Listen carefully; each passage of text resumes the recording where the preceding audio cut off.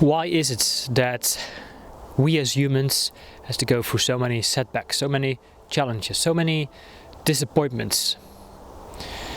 So, as always, I'm out here in nature because the soul, the spirit needs nature time as we are from nature. And that's really the place for us to take a step back so we can relax, reflect and grow in self-awareness and consciousness.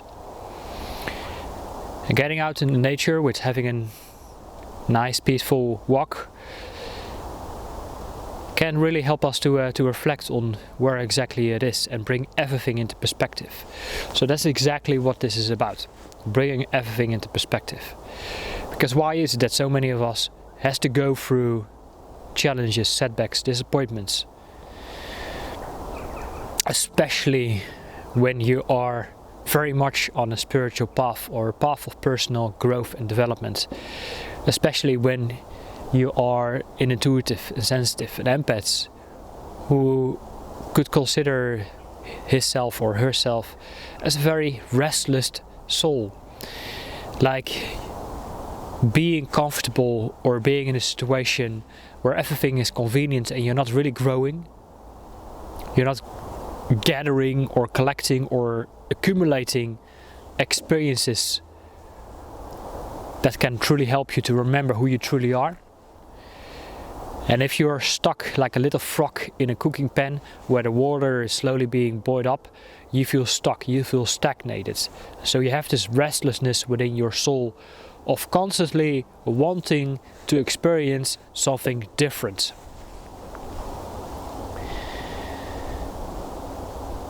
And you could say to yourself, well, wait a minute, the grass is never greener at the other sides. Which is true, it's never greener. But at least you could see it from a different angle or a different perspective. And why we must do that as empath, spiritual thought leaders who are carving the way for us to develop more self-awareness and consciousness.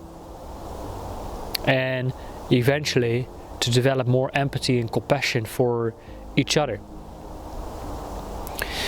Because let me give you a real life practical example. Let's say you are in a work environment and you have just a normal regular office job, and you seem to struggle with that office job because it's the environment, or sitting still behind a desk staring at a screen, and the blue light is affecting your nervous system and you constantly feel mentally fatigued and drained, and you struggle with a lot of stress and anxiety, and you can't really seem to cope with the workload, with all the demands and expectations. And although you figure like, wait a minute, I've been here before, I have done this before, why now I am struggling to do this? Perhaps it is the realization that you have mastered the skill set, but some way within part of your brain you want to stick to what you already know, what's already familiar, what's already comfortable. But at the same time you're not really growing, you're not really collecting new life experiences, and that's why you don't really longer feel the joy and the excitement of doing that specific role, but instead it becomes a complete opposite. But you're battling like, wait a minute, I know I can do this job, but why right now I am struggling to do this? And eventually you have to just simply walk away from it, voluntarily or forced, by perhaps getting laid off or fired or made redundant. And then you think, wait a minute, I used to be good at this before, why now I am struggling with stress, anxiety and whatnot? And perhaps you had to stay away from this role and doing something that perhaps it's not longer involving working in an office environment, but now doing a role that gets you outside the office and being on the go and doing something a little bit more physical and operational, which maybe is less stressful, is less demanding, but it's easier for you to get along and still doing things along the side of that's giving you a little bit more satisfaction and joy and purpose in your life. But that role is perhaps being perceived as less valuable in terms of societal conditions and standards.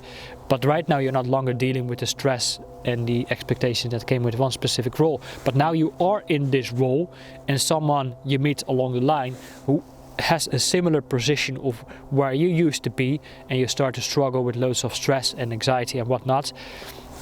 But then everybody else who is in this role you are working with other co-workers, and everybody is really like absolutely taking the absolutely piss out of someone who's struggling because he's not fulfilling the role as, let's say, as a manager. But you could see where the person is at because you have been there. So it's all about developing understanding and empathy and compassion to other beings who are at something similar of where you have been. And I think that's the whole purpose. Number one is the whole purpose of developing empathy and compassion, and that's why this is really what I like to say with we are the spiritual thought leaders, and it's not about accumulating intellectual knowledge and awareness. It's being able to show the way by providing empathy and understanding of where others are at, because everybody wants to feel understood, not by only providing solutions or by belittling someone of, you know what, you absolutely suck at what you're doing, I know it better from my perspective, or constantly fighting and defending for your perspective. But we're showing empathy, patience and compassion and understanding to where the person is at, and show them there might be a different way, or show the way of what you have done and what has worked for you. Now, of course, this topic can go much further and much more deeper and complex of why we have to go through these challenges and setbacks and whatnot, because mainly we always judge of where we are at and why things are not working for us based on the condition and the expectation of right and wrong, good and bad, and we never really take it as it is. We never go in the full allowance or acceptance as it is, without the judgments of how it should be or could be.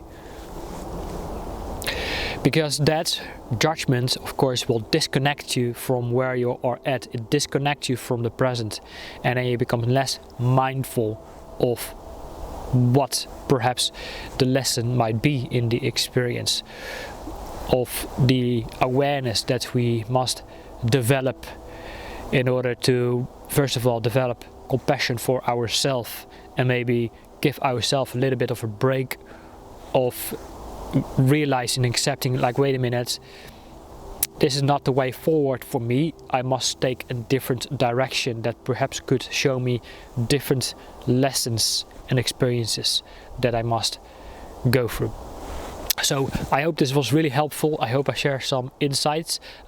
If you want to share something, perhaps a thought, simply leave a comment below. And if you want more of these spiritual developments, tips and such for becoming more mindful, whilst of course connecting with the elements and the spirit of nature, as this is really what the core purpose of this channel is about, then make sure to subscribe, hit the bell notification so you're never going to miss out on any future updates.